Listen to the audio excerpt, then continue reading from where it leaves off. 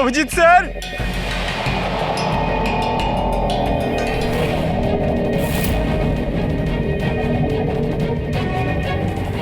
দয়া স্যার, দয়া স্যার, দয়া স্যার, দয়া স্যার, উঠুন, দয়া স্যার,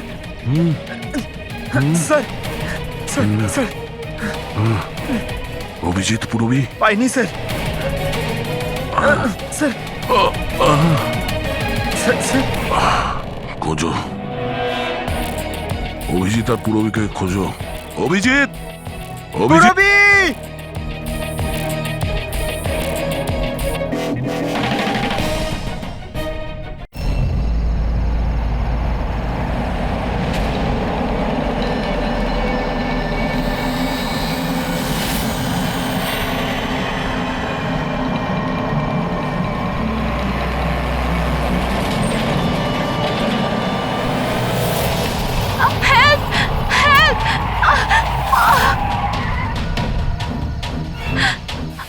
স্যার, স্যার প্লিজ আমাকে বাঁচান স্যার, আমি খুব বিপদের মধ্যে আছি স্যার। এক মিনিট, ভয় পাবেন না, আমি একজন সিআইডি ইন্সপেক্টর। কি হয়েছে, কি হয়েছে কি? Sir sir sir sir, sir ওই বাড়িটাতে ওখানে ওরা সবাই মেরে ফেলবে আমাকে স্যার, আমাকে নিয়ে চলুন এখান থেকে। এক মিনিট, কোথায়? না না না, আমি ওখানে যাব না। ঠিক আছে, আপনি দাঁড়ান, আমি দেখে আসছি। না না না স্যার, আমাকে এখানে এইভাবে একা ছেড়ে যাবেন না স্যার, আমার খুব ভয় করছে এখানে। ম্যাম, একটা কাজ করুন, আপনি এদিকে আসুন, আসুন এদিকে আসুন, এই গাড়িতে বসুন, বসুন, আপনি গাড়িতে বসুন, আপনি গাড়িতে থাকুন, আমি দেখে আসছি। ওকে, ঠিক আছে, বসুন।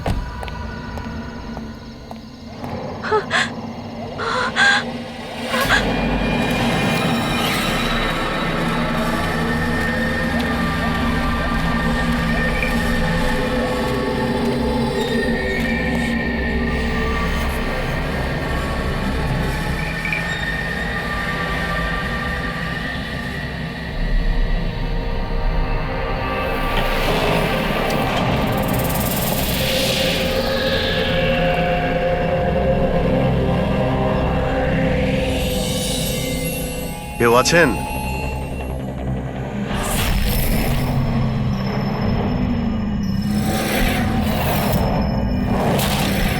তো মনে হচ্ছে অনেক বছর ধরে বন্ধ রয়েছে।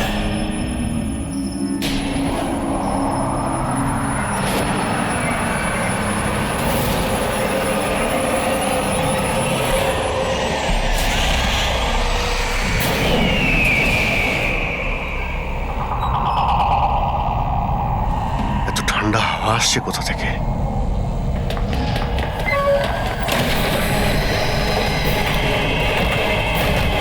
দরজা কে বন্ধ করলো? দরজা খুলুন, দরজা খুলুন বলছি। কে ওখানে? কে ওখানে?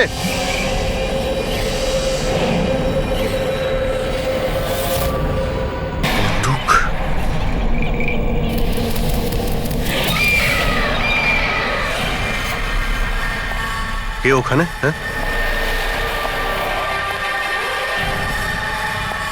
কে?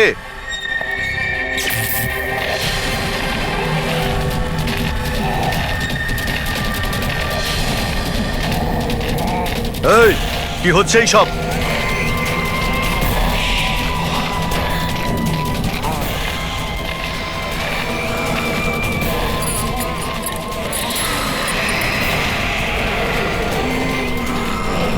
কে? এই, কে ওখানে?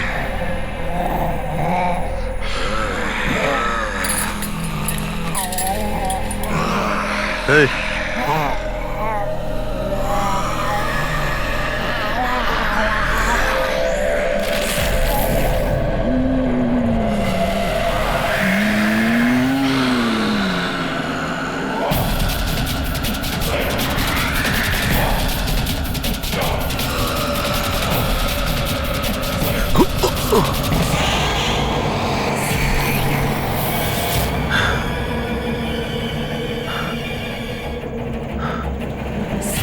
কে এখানে? কে ওখানে?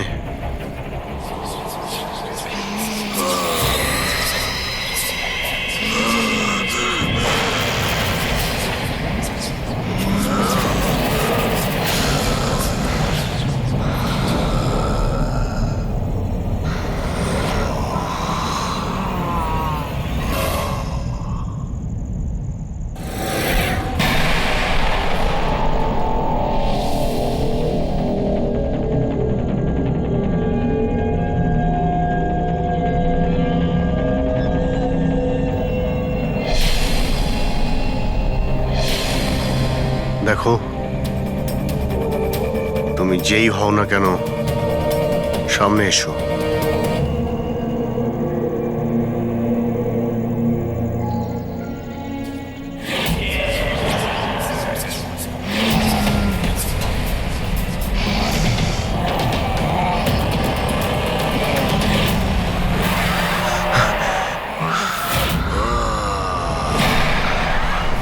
কে তুমি?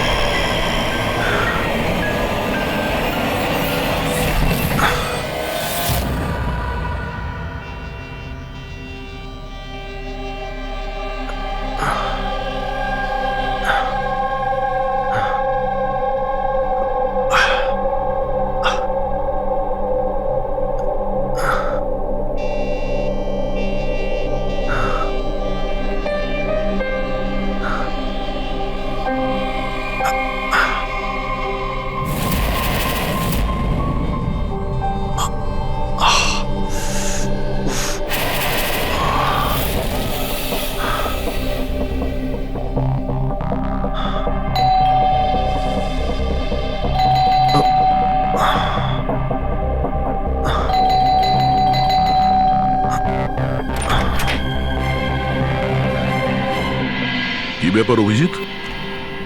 কখন থেকে ফোন করছি, তোমার ফোন বন্ধ আসছে কেন? ফোন হ্যাঁ,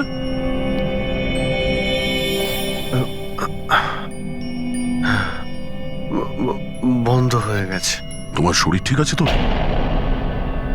এই কি অবস্থা তোমার? আমার শরীর কি হয়েছে? এত কনফিউজ মনে হচ্ছে কেন? আর পুনার থেকে তুমি কবে ফিরেছো? আরে হ্যাঁ, পুনে থেকেই তো আমি কাল রাতে ফিরেছি, কিন্তু আমি বাড়িতে কি করে এলাম? কি কি হয়েছিল কাল রাতে? অভিজিৎ, তোমার গাড়ি বাইরে দাঁড়িয়ে আছে, তুমিই তো গাড়ি ড্রাইভ করে নিয়ে এসছো না? কি হয়েছে কি? তুমি ঠিক আছো তো? গাড়ি গাড়ি বাইরে, তাহলে আমি এখানে? কাল রাতের কিছু আমার মনে পড়ছে না কেন, শুধু মাথাটা ধরে আছে। ঠিক আছে, কোনো ব্যাপার না, চিন্তা করো না। এটা বলো যে কাল রাত্রের শেষ কথা, শেষ ঘটনা কিছু মনে আছে?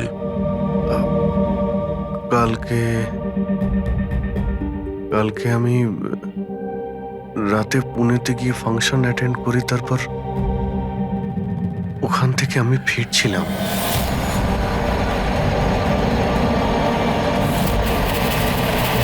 তারপরে আমি এখানে কি করে পৌঁছলাম, কখন ঘুমলাম, কিছুই তো মনে নেই। তারপর তুমি ডোরবেল বাজালে, তারপরেই আমার ঘুম ভাঙলো। আমি এখানে সোফাতে ঘুমোচ্ছিলাম, এই ড্রেস পরেই ছিলাম। জানি না ভাই, কাল রাতের কিছু মনে পড়ছে না কেন। কে জানে আবার অভিজিতের কি হলো। আচ্ছা, ওর আবার স্মৃতিশক্তি চলে যায়নি তো? আমি নিজেকেও চিনতে পারি না স্যার। আমি কি করি, কোথায় যাই, কার সঙ্গে দেখা করি, আমি কিছুই জানি না। কেউ জানে না বস, কখন কিভাবে ও সামনে চলে আসবে। জানি না দয়া, আমার কেন মনে হচ্ছে যে কাল রাতে এমন কিছু হয়েছে যেগুলো হওয়াটা উচিত হয়নি। কিন্তু কি করে জানতে পারবো? চিন্তা করো না, মনে পড়ে যাবে, মনে পড়ে যাবে কাল রাত্রে কি হয়েছিল। আমরা আবার পুনেতে যাই। হ্যাঁ হ্যাঁ, তুমি ফ্রেশ হয়ে যাও, আমি তোমার জন্য চা বানাচ্ছি। ওকে, আচ্ছা আচ্ছা ঠিক রিল্যাক্স। আছে।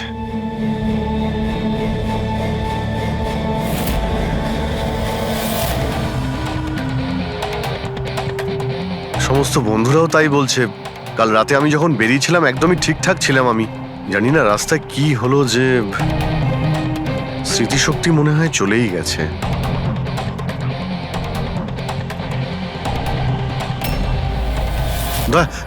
এক মিনিট দাঁড় করাও তো গাড়ি। এক মিনিট ব্যাস এইখানে। এক মিনিট। মুম্বাই 70 কিলোমিটার, এটা আমার পরিষ্কার মনে আছে। কাল রাতে আমি এটা দেখেছিলাম, মুম্বাই 70 কিলোমিটার। তারপরে কিছু হয়েছিল। গুড, তার মানে যা কিছু ঘটেছে এরপরে ঘটেছে। হ্যাঁ হ্যাঁ? দয়া গাড়িটা ঘোরাও। চলো।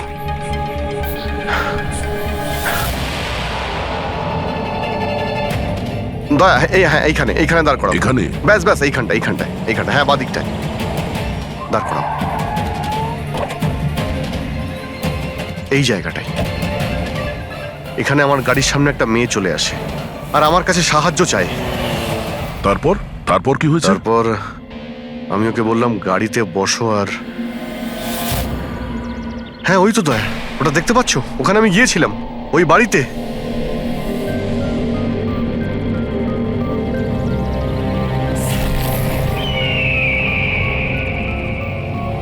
এই হলো সেই বাড়িটা কাল রাতে আমি যেখানে এসেছিলাম।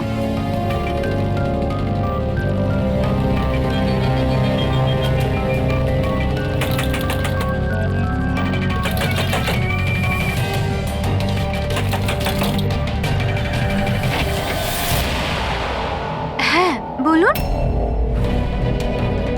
তুমি? ওরা সবাই আমাকে মেরে ফেলবে স্যার, প্লিজ আমাকে এখান থেকে নিয়ে চলুন। হ্যাঁ এই তো, এই সেই। তুমি কাল রাতে সাহায্য চাইতে এসেছিলে না? এখন ঠিক আছো? কি? আমি সাহায্য চাইতে এসেছিলাম? আমি তো আপনাকে চিনি না। আচ্ছা আপনারা কারা বলুন তো? তুমি আমাকে চেনো না? কাল রাতে যখন গাড়ি করে আসছিলাম তখন তুমি তো এসেছিলে আমার গাড়ির সামনে সাহায্য চাইতে। এসব কি বাজে কথা বলছেন আপনি? দেখুন আপনারা এখান থেকে চলে যান, না হলে আমি পুলিশকে ফোন করব। তুমি কি পুলিশকে ফোন করবে? আমি নিজে একজন সিআইডি অফিসার, আমার সব মনে পড়ে গেছে। বুঝেছো তুমি? তুমি ওখানে গাড়িতে বসেছিলে, তোমাকে বলেছিলাম গাড়িতে বসতে। আমি এখানে এসেছিলাম এই বাড়িতে, আর আর এখানে কেউ ছিল। এসব কি বাজে কথা বলছেন বলুন তো আপনারা? দেখুন এনাকে আমি এর আগে আর কখনো দেখিনি। ঠিক আছে, এবার আপনারা আসতে পারেন। এক মিনিট ম্যাম, এক্ষুনি জানতে পারবো যে ও কালকে রাত্রে আপনার সঙ্গে দেখা করেছিল কিনা। অভিজিৎ, একটু ভেতরে গিয়ে দেখো এই বাড়িটাই কিনা। আরে এক মিনিট প্লিজ আমার কথাটা শুনবেন তো।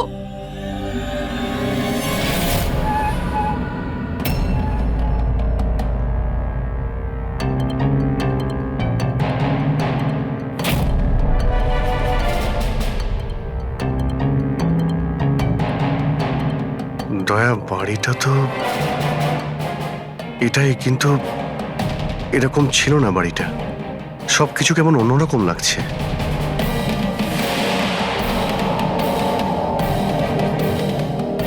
ওখানে দয়া, এখানে আমি দুটো লাশ দেখতে পেয়েছিলাম যাদের খুন করা হয়েছিল। এখন আমার সব মনে পড়ে গেছে। কি হলো, তুমি আমার কথা বিশ্বাস করছো না? আরে দয়া, সত্যি এখানে দুটো লাশ ছিল এখানে। আরে এখানে একজন ভয়ানক মহিলা ছিলেন, ওনার মাথাটা গোল গোল ঘুরছিল 360 ডিগ্রি অ্যাঙ্গেলে। আর তারপরে আমি ওর সামনে ছিলাম, আর হঠাৎ আমার চোখের সামনে অন্ধকার হয়ে যায় আর আমি অজ্ঞান হয়ে যাই।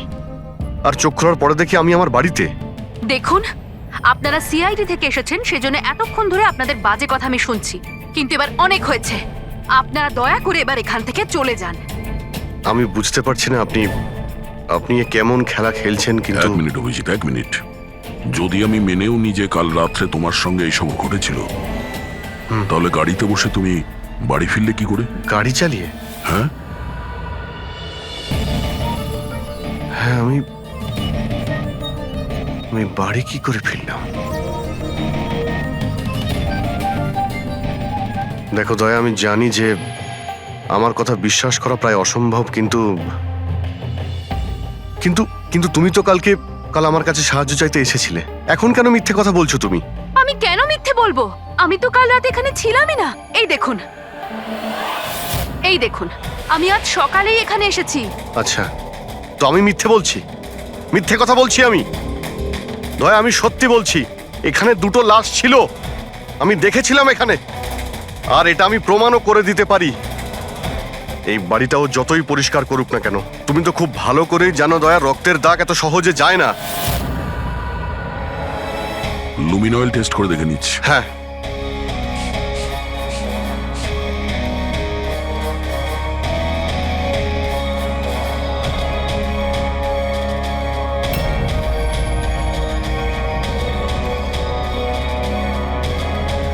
অভিজিৎ, এখানে রক্ত তো কি, রক্তের ছিটে ফোটাও নেই। এটা কি করে হতে পারে ভাই? এটা অসম্ভব। ওই দুটো লাশ ছিল এখানে, আর ওই মেয়েটাও এখানেই ছিল, যাকে দেখে আমি অজ্ঞান হয়ে গিয়েছিলাম। দয়া, একটু ভালো করে দেখে নাও, যদি কোনো চিহ্ন পাওয়া যায়। দেখুন, আপনাদের যা চেক করার ছিল আপনারা করে নিয়েছেন। আপনারা সিআইডি থেকে আসুন বা যেখান থেকেই আসুন না কেন, আমার কিচ্ছু যায় আসে না। এবার আপনারা এখান থেকে যাবেন নাকি আমি আমার লয়ারকে ফোন করব? তার প্রয়োজন হবে না, আমরা যাচ্ছি। আরে ভাই, আমরা কেন যাব? ওই খুনিকে তো আমাদের খুঁজে বের করতে হবে। যাই আমরা, চলো। আরে, ভাই- অভিজিৎ চলো, এসো। Thank you.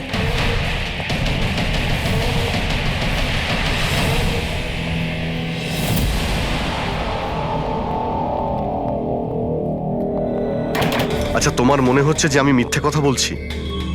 আরে ভাই, তুমি তো বাড়ির ভেতরে সবকিছুই দেখলে, নর্মাল। জানি না কি করে নর্মাল হয়ে গেল। আমাকে বিশ্বাস করো দয়া, এটা আমার কল্পনা নয়। এই হলো সেই মেয়েটা। 100% শিওর? 200%। তুমি জানো যে যতক্ষণ আমার বিশ্বাস না হয় ততক্ষণ আমি কি হলো? ওই মাথার যন্ত্রণা। ডোন্ট ওয়ারি, আমি বুঝতে পারছি। সবার আগে আমাদের এটা জানতে হবে যে এই মেয়েটা মিথ্যে কথা কেন বলছে। কিন্তু শুরু কোথা থেকে করব? না আমাদের কাছে কোনো লাশ আছে, না কোনো প্রমাণ। ওই মৃত মেয়েটা, ওর মুখটা পরিষ্কার মনে আছে আমার। গ্রেট, তাহলে ওই মেয়েটার স্কেচ বানাই, জানতে তো পারি যে মেয়েটাকে। স্যার, জানেন তো এরকম গ্রাম খুব ভালো লাগে। এখানে সবাই একে অপরকে চেনে, আর আমাদের শহরে তো একজন প্রতিবেশী আরেকজনের নামই জানে না। হ্যাঁ পঙ্কজ, এটাই তো পার্থক্য, আর এটাই বিশেষত্ব ছোট শহর আর মেট্রো সিটিজের। ও ভাই, একে কোথাও দেখেছো? না, কখনো না। আমি তো অনেক বছর ধরে এই গ্রামে আছি, কিন্তু একে তো আমি কখনো দেখিনি। আচ্ছা, ওই মেয়েটার ব্যাপারে কি জানেন যে কিছুদিন হলো অনামিকা বাড়িতে থাকতে এসেছে? অনামিকা বাড়িতে থাকে? না, আমি ওই বাড়ির ব্যাপারে কোনো কিছু জানিও না, আর এই মেয়েটাকেও কখনো দেখিনি। আমি কিছু জানি না। হ্যাঁ, এই মেয়েটা এই গ্রামে থাকে? না, আমি দেখিনি, আর এই গ্রামেও থাকে না। আচ্ছা, আপনাদের গ্রামের বাইরে যে পোড়ো বাড়িটা রয়েছে, অনামিকা বাড়ি, সে ব্যাপারে আপনারা কিছু জানেন?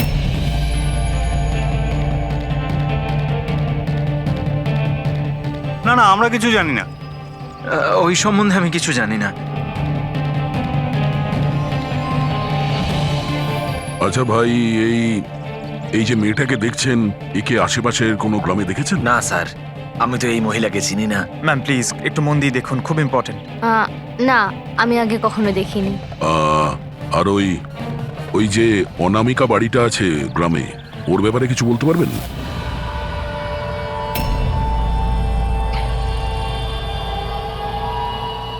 অনামিকা? না, এই ব্যাপারে আমি কিছু জানি না। না স্যার, আমি তো কিছু বলতে পারবো না। আরে, যখনই ওই পোড়ো বাড়িটার কথা জিজ্ঞেস করছি, লোকজনের মুখ ভয় ফ্যাকাশে হয়ে যাচ্ছে। তার মানে কোনো না কোনো গভীর রহস্য জড়িয়ে আছে ওই বাড়ির সঙ্গে। স্যার, এই স্কেচের মেয়েটাকেও কেউ চিনতে পারলো না। হতে পারে ওই মেয়েটা এই গ্রামের নয়। স্যার, এটাও তো হতে পারে ও কোনো হোটেল বা গেস্ট হাউসে রয়েছে। এই গ্রামের আশেপাশে দুটোই হোটেল আছে, ওখানে গিয়ে জানার চেষ্টা করি।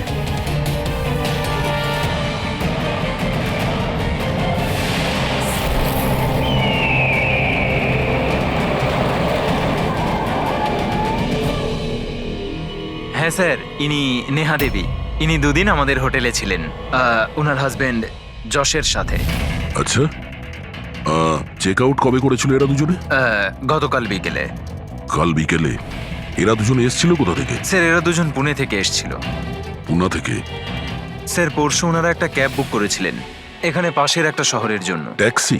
হ্যাঁ স্যার।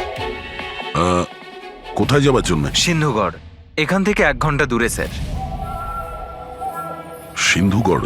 সিন্ধুগড় কেন? জানি না স্যার। আর এই ক্যাব সার্ভিস কোনটা ছিল যেটা আপনারা বুক করেছিলেন? স্যার, আমাদের এখানে একটাই ক্যাব সার্ভিস আছে, এটা ওর কার্ড। ক্যাব সার্ভিস থেকে ওই জায়গাটা জানতে পেরেছি যেখানে এরা দুজনে গেছিল। হ্যাঁ স্যার, এই নেহা ও নিজের স্বামীর সাথে এসেছিল এখানে পরশুদিন বিকেলবেলা। কি করতে এসেছিল ওরা? স্যার, এরা প্যারানর্মাল ইনভেস্টিগেটরস, মানে ভূত প্রেত আর আত্মাদের উপরে যারা ইনভেস্টিগেট করে। আপনার কাছে কি জানতে চাইছিল এরা? স্যার, ওরা একটা ভিডিও ফুটেজ দেখতে এসেছিল। কিরকম ভিডিও?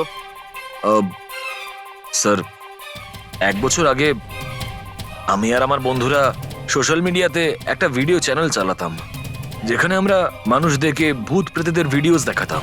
একদিন আমরা খুব ভুলবশত ওই অনামিকা হাভেলিতে শুটিং করার সিদ্ধান্ত নিয়েছিলাম। বন্ধুরা, এবার আমরা সেই ভুতুড়ে বাড়িতে চলে এসেছি যেখানে বিগত 100 বছর ধরে ভয়ানক আত্মারা বাস করে।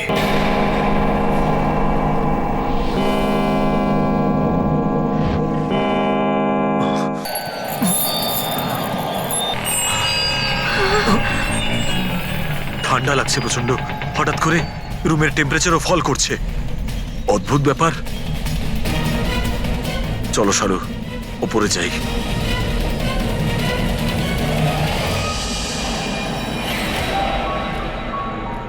এই হঠাৎ করে মিউজিক কোত্থেকে বাজছে?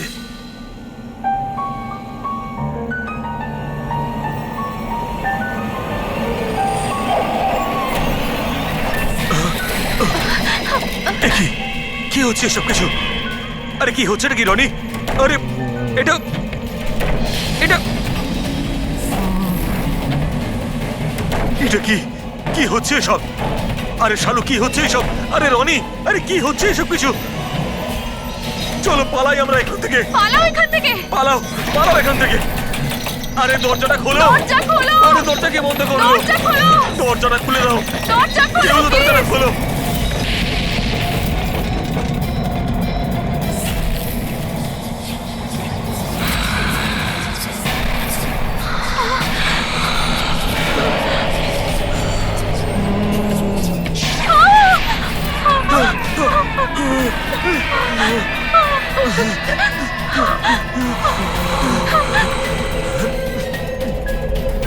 আমাদের ক্ষমা করে দাও, আমাদের ক্ষমা করে দাও। আমরা চলে যাচ্ছি এখান থেকে। আমরা আর কখনো এখানে আসবো না। আমাদের ছেড়ে দাও।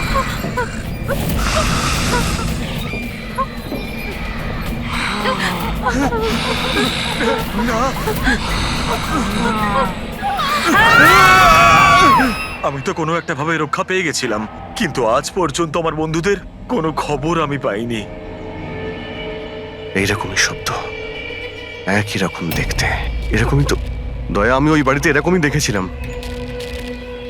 তুমি যশ আর নেহাকে জিজ্ঞাসা করোনি যে এত বছর বাদে ওখানে যাওয়ার এত ইন্টারেস্ট কেন? স্যার, কারণ নেহা আর যশের সাথে আরো একটা মেয়ে এসেছিল, সোনাল। বলছিল যে যে এই হাভেলিটা নাকি ওর পরিবারের, আর ওই আত্মাদেরকেও সরাতে চায়। সোনাল? এই সোনাল দেখতে কেমন ছিল, কিছু বলতে পারবেন? স্যার, ওর হাইট অন্তত পক্ষে 5 ফিট 4 ইঞ্চ, খুব রোগা এবং খুব গায়ের রং উজ্জ্বল, কটা চোখ, আর লেফট ঠোঁটের ওপরে একটা তিল আছে।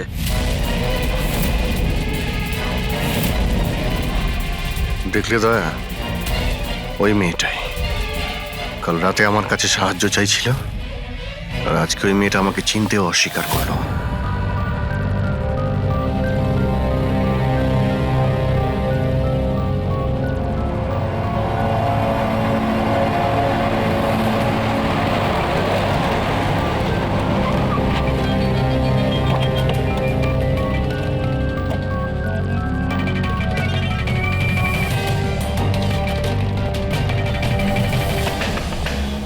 সোনাল সোনাল সোনাল মায়া,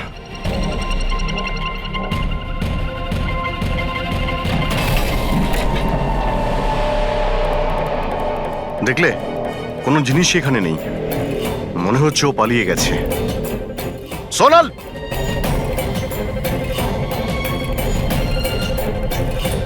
সোনাল,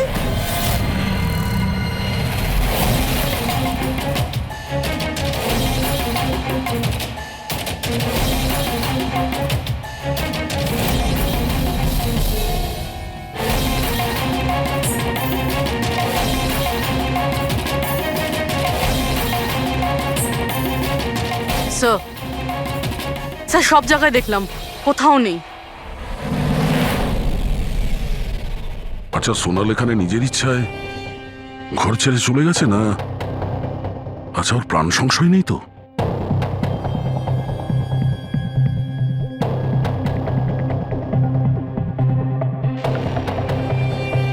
একটা অনুরোধ করতে চাই স্যার, ওই পুরনো হাভেলিটাকে নিয়ে ইনভেস্টিগেট করবেন না।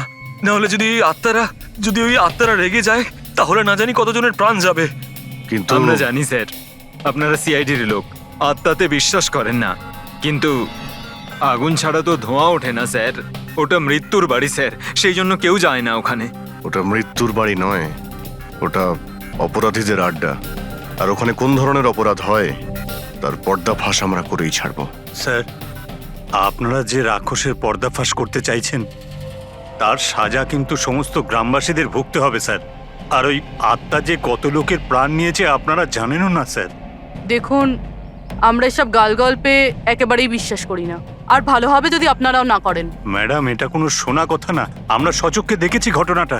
আমি ওই মেয়েটার মুখটা আজও ভুলতে পারিনি, যাকে ওই আত্মাটা গ্রাস করে ফেলেছিল, ওকে কাবু করে রেখেছিল। যতগুলো মৃত্যু হয়েছে ওখানে সব মানুষই করেছে, আত্মা কিচ্ছু করেনি। হুম, আর এখন খুনিদের ধরার সময় এসে গেছে। ধরতে পারবেন না আপনারা, কারণ আজ পর্যন্ত যারা ওখানে গেছে বেঁচে আর ওখান থেকে ফেরেনি।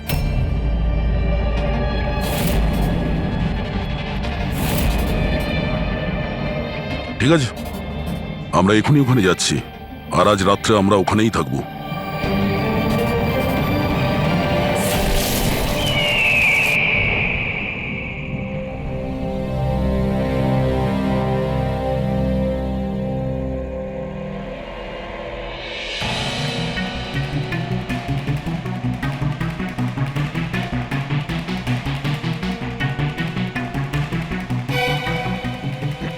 স্যার, আমি বলছিলাম যে এখানে তো এতক্ষণ থাকলাম, কিছুই হলো না, তাই বলছি চলুন আমরা ফিরে যাই।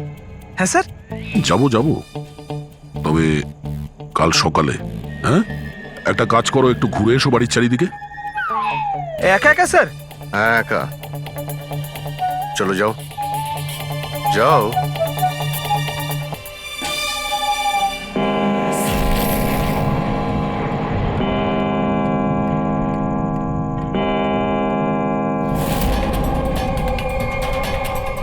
স্যার, স্যার এবার ভূত আর আত্মাদের আসার সময় হয়ে গেছে, এখন আমি যাব একা একা।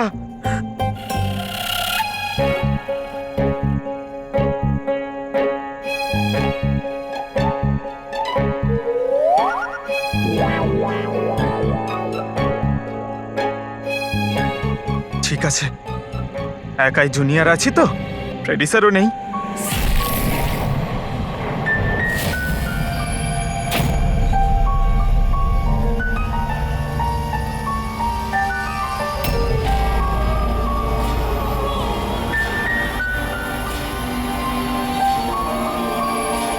এটা তো সেই মিউজিকটাই যেটা মহেশের ভিডিওতে ছিল। এটা বাজাচ্ছে কে?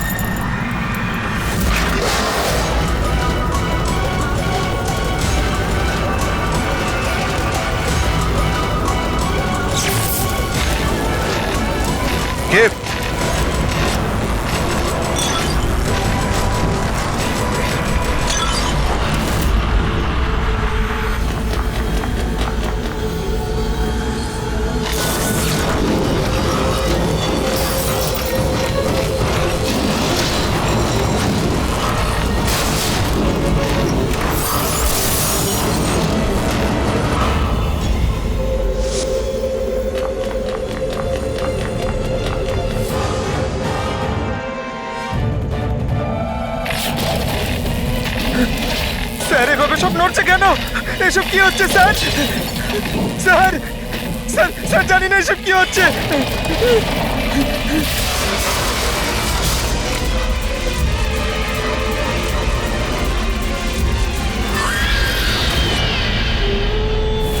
স্যার আহ,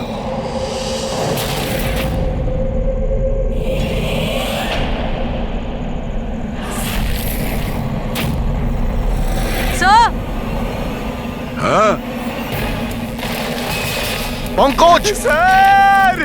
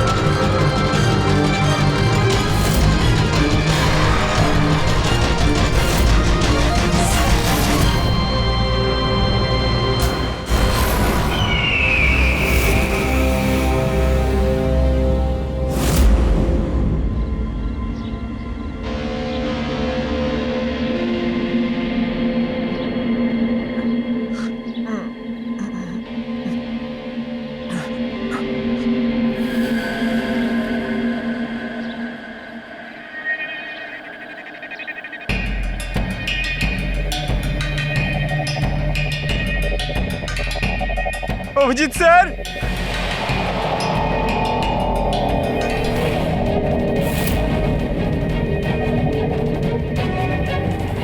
দয়া স্যার, দয়া স্যার, দয়া স্যার, দয়া স্যার, উঠুন, দয়া sir, sir, sir, sir, Abhijit Purabi. পাইনি স্যার, স্যার, স্যার, স্যার, খোঁজো, অভিজিৎ আর পুরবীকে খোঁজো। অভিজিৎ, অভিজিৎ, পুরবী!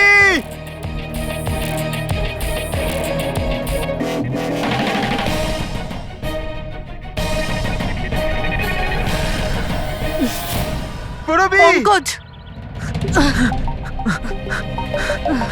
কেমন আছো তুমি? পঙ্কজ আমি ঠিক আছি। অভিজিৎ স্যার, অভিজিৎ স্যার, দয়া sir, Abhijit sir, Abhijit sir, দয়া স্যার, দয়া স্যার ওপরে, কিন্তু অভিজিৎ স্যারকে পাইনি। অভিজিৎ স্যার, অভিজিৎ স্যার কোথায় গেল? জানি পঙ্কজ, না। অভিজিৎ স্যার! অভিজিৎ স্যার, পঙ্কজ আমি ওদিকটা দেখছি। হ্যাঁ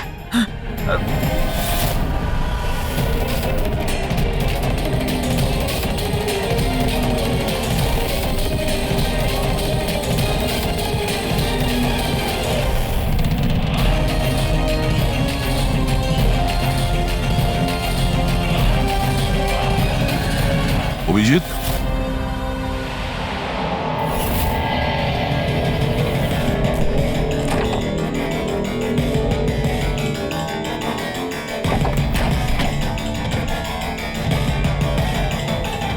অভিজিৎ, কি হচ্ছে? হ্যাঁ, স্যার কোথাও নেই স্যার। স্যার কাল রাতে উনি আমার সঙ্গেই ছিলেন। ওই ভূতের খেলা শুরু হলো, তারপর থেকে আর দেখিনি ওনাকে। উধাও হয়ে গেছে। আমাদের এখানে আসা উচিত হয়নি স্যার। ওরা ঠিকই বলেছিল, যদি অভিজিৎ স্যারের কিছু হয়ে যায় তাহলে। না পঙ্কজ, সব বেকার কথা। এটা কোনো গভীর ষড়যন্ত্র, বড় ষড়যন্ত্র। কেউ খুব প্ল্যান করে এই কাজগুলো করছে। কিন্তু স্যার আপনার মনে আছে তো রাতে আমরা সবাই ভয় পেয়েছিলাম। হ্যাঁ, আমরা সবাই কেন ভয় পেয়ে গেছিলাম আর কিভাবে, তার উত্তর এখন নেই আমাদের কাছে। এখানে এই গ্রামে থাকা লোকগুলো সবাই জানতো যে সিআইডি এখানে এই বাড়িতে কাল রাত্রে থাকবে। তার মানে এই গ্রামেই কেউ আছে যে সব করছে। ওই মেয়েটার মুখটা আমি দেখেছিলাম। স্যার ও ওই বুড়ো লোকটা অশোকও তো এটাই বলছিল। ও নিজের চোখে দেখেছে কিভাবে ওই আত্মাটা মেয়েটাকে বশে করে নিয়েছিল। বুড়ো লোক, এই অশোক, এই চোখ, মুখের উপর এই আঘাতের চিহ্ন, এ তো সবই একই আছে। এটা হতে পারে না, এ তো অসম্ভব। অসম্ভব? কি হয়েছে একটু পরিষ্কার করে বলবেন আপনি? স্যার, আজ থেকে 12 বছর আগে যে আত্মা সেই মেয়েটাকে গ্রাস করে রেখেছিল সে আর কেউ না, এই মেয়েটাই ছিল, আমার স্টুডেন্ট। কি? হ্যাঁ ম্যাডাম, ওই রাতটা আমি আজও ভুলতে পারিনি।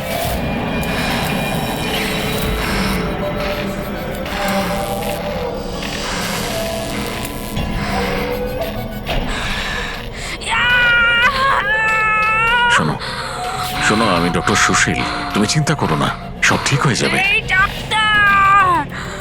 এই চিকিৎসা তুই তো কেন, স্বয়ং ভগবানও করতে পারবে না। আমাকে তোমরা কেউ বাঁচাতে পারবে না। আমার সাথে তোমরা সবাই মরবে। ছেড়ে দাও দিদি, ছেড়ে দাও, ছেড়ে দাও।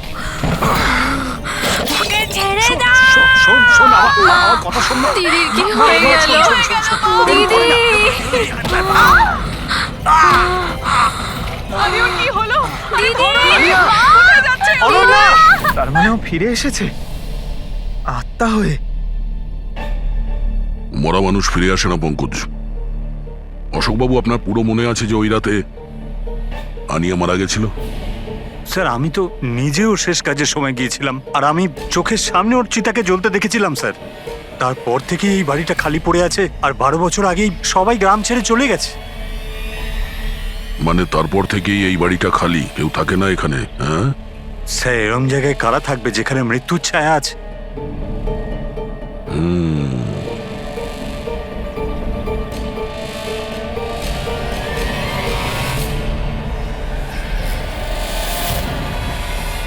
অশোকবাবু, মনে হচ্ছে এই বাড়িতে এখনো কেউ থাকে। মানে? মানে 12 বছরের এই পুরনো ফটোতে এই ঘরের ভেতরে কোনো আয়না নেই, কিন্তু আজ যখন আমরা এই বাড়িতে গেছিলাম অভিজিৎকে খুঁজতে, তাহলে এই রুমে এই দরজার সামনে আয়না ছিল। তাহলে এই আয়না নিশ্চয়ই কোনো আত্মা নিয়ে আসেনি। সহজ কথা, এটা কোনো মানুষেরই কাজ। চলো।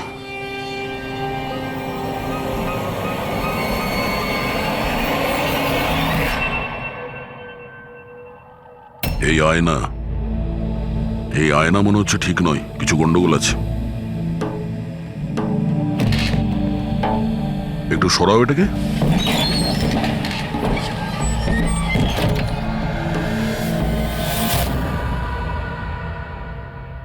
ও,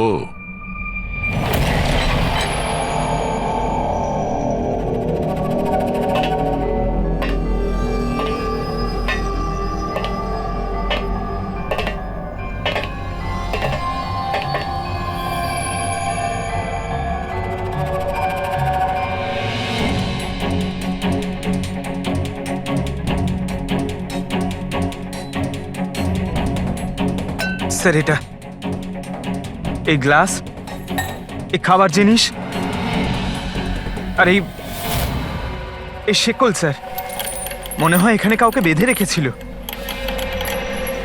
তাহলে কি অভিজিৎ স্যার কেউ এরকম?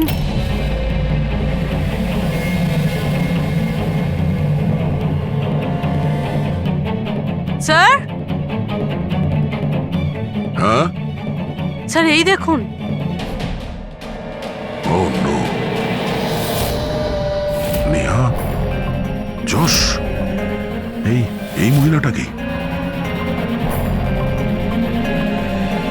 ও নো, সোনাল।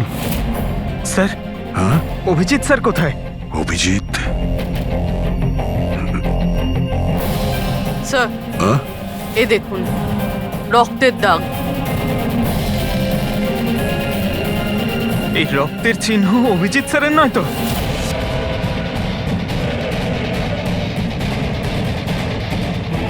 এই দরজা,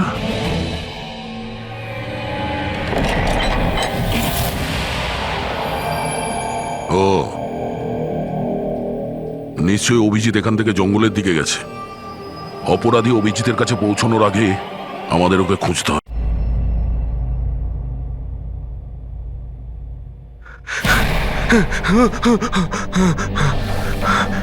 আমি আমি আমি কোথায় আমি কোথায় আপনি শুয়ে থাকুন, দেখুন আমরা আপনাকে ব্যান্ডেজ করে দিচ্ছি। আপনি ওখানে জঙ্গলে পড়েছিলেন অজ্ঞান আর রক্তাক্ত অবস্থায়।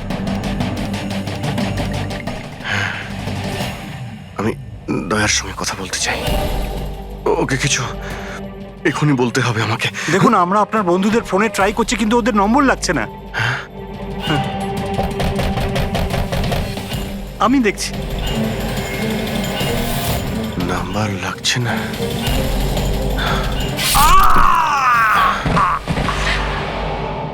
কি হলো তোমার? না না, প্লিজ প্লিজ কেউ এগোবেন না, আপনারা সবাই এখানেই থাকুন।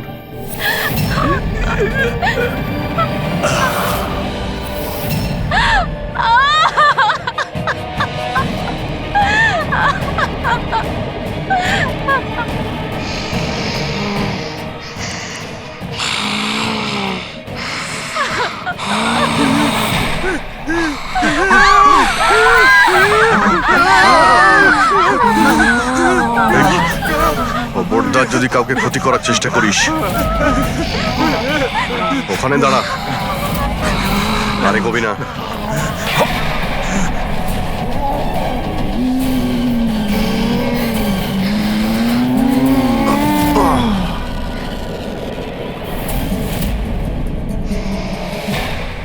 রাধিকা, তুমি? ওই চুপ।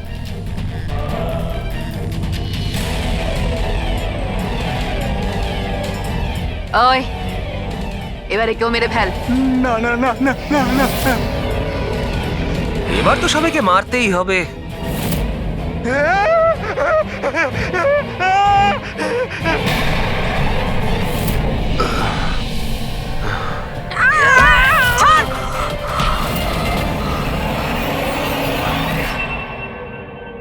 আমরা দুজন ওর দাদা দিদি। এ ছোটবেলা থেকে এরকমই ছিল, খুব ভাইলেন্ট বিহেভ করতো। এ যতক্ষণ না কাউকে আঘাত করতে পারছে কিছুতেই শান্ত করা যেত না ওকে। আর সবার মনে হতো যে ওর উপরে কোনো ভূত, ডাইনি বা আত্মার প্রভাব পড়েছে। যখন ডক্টরের প্রাণ চলে গেল আমার বোনের হাতে, তাই জেল আর পুলিশের হাত থেকে রক্ষা পাওয়ার জন্য মা এসব ষড়যন্ত্র করেছিল যে ও নাকি মারা গেছিল ছাদ থেকে পড়ে গিয়ে। কিন্তু সত্যি হলো এটা যে আমাদের দুজনকে বাইরে পাঠিয়ে দিয়ে মা ওকে ওই বাড়ির একটা গোডাউনে বন্ধ করে রেখেছিল। কিন্তু মা প্রতি মাসে ওর জন্য এমন একজন মানুষ নিয়ে আসতো যাকে ও মেরে নিজের এই রাগকে শান্ত করতে পারে। আর আর এই গুজবটা ছড়িয়ে দিল যে হাভেলিতে ভূত আছে, যাতে কেউ কখনো কোনোদিনও কিছু সন্দেহ না করে। কিন্তু আস্তে আস্তে মায়ের শরীরও খারাপ হচ্ছিল, তাই মারা যাওয়ার আগে উনি আমাদেরকে ওর দায়িত্ব দিয়ে গেলেন। আর আমরাও সেটাই করা শুরু করি যা মা এত বছর ধরে ওর জন্য করে আসছিল। কিন্তু গন্ডগোল তো তখন হয়ে গেল যখন এই বাড়ির মালিক সোনালি আর ওর মা অস্ট্রেলিয়া থেকে ফিরে ওই বাড়িতে আবার থাকা শুরু করলো। আমরা ওই মা মেয়েকেও ভয় দেখিয়ে তাড়িয়ে দেওয়ার চেষ্টা করেছিলাম, কিন্তু কিন্তু উল্টে ওরা প্যারানর্মাল এক্সপার্টদেরকে নিয়ে এলো। আর ওরা জানতে পেরে গেল যে এই হাভেলিতে কোনো আত্মা, কোনো ভূত নেই। সেজন্য বাধ্য হয়ে ওদেরকেও আমাদের মারতে হলো। কিন্তু আমাদের কপালটাই খারাপ ছিল। ওখানে সিআইডি অফিসার অভিজিৎ স্যার চলে আসেন। যখন আমরা দেখলাম অজ্ঞান হয়ে গেছেন, তখন মানব ওনাকে নিজের বাড়িতে রেখে দিয়ে আসে। আমরা ভাবলাম যে ওষুধটা আমরা মানুষদেরকে ভয় দেখানোর জন্য কাজে লাগাই, তার প্রভাব এতটা গভীর হবে যে অভিজিৎ স্যার সবকিছু ভুলে যাবেন। আর তোমাদের প্ল্যান তখনই চৌপাট হলো যখন আমরা ওখানে ওই বাড়িতে পৌঁছলাম তদন্ত করতে। হ্যাঁ, আর আমাদেরকে ভয় পাওয়ানোর জন্য তোমরা ওই ড্রাগসের ব্যবহার করেছো আর ওই ভয়ানক আওয়াজও করেছো। হ্যাঁ, ওইভাবে আত্মা সেজে আমি ভয় দেখাচ্ছিলাম। আমরা দুজন ওই বাড়িতে একটা স্পিকার লুকিয়ে রেখেছিলাম, আর আমরা কিছু আওয়াজ রেকর্ড করে রেখেছিলাম যা ওই স্পিকার দিয়ে শোনা যায়। আচ্ছা, ওই মেয়েটা সোনাল, ও অভিজিৎকে চিনতে পারলো না কেন? কারণ ওর মা আমাদের হেফাজতে ছিল আর আমরা হুমকি দিয়েছিলাম যে যদিও মিথ্যে না বলে তাহলে ওর মাকে আমরা মেরে ফেলবো। আলিয়া শুধুমাত্র ভালো চিকিৎসা দরকার ছিল, কিন্তু আফসোস তোমরা ভুল রাস্তা বেছেছো।